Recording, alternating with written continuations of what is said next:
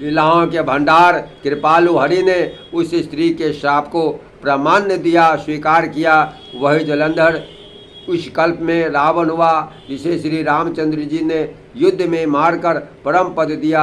एक जन्म का कारण यह था जिसे श्री रामचंद्र जी ने मनुष्य देह धारण किया। हे भारद्वाज मुनि, प्रभु के प्रत्येक अवतार की कथा कवियों ने नाना प्रकार से वर्णन किया।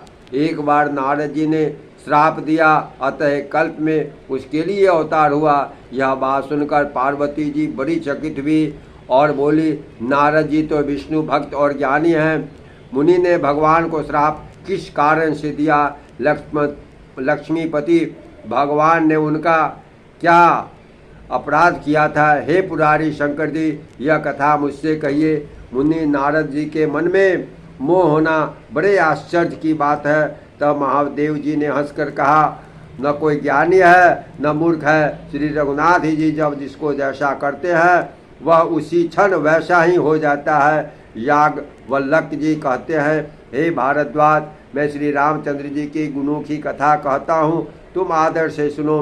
गोस्वामी श्री तुलसीदास जी कहते हैं, मान और मद को छोड़कर आवागमन का नाश करने वाले श्री रघुनाथ जी को भजो।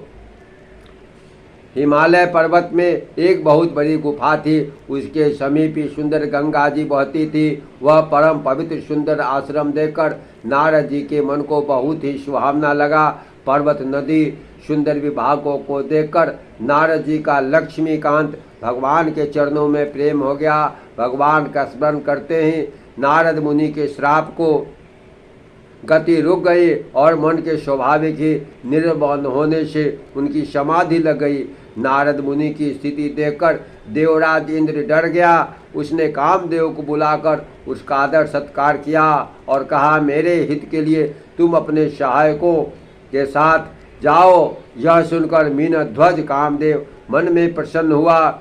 इंद्र के मन में यह डर हुआ, देवर्षि नारद मेरी अमरावती का निवास राज्य चाहते हैं।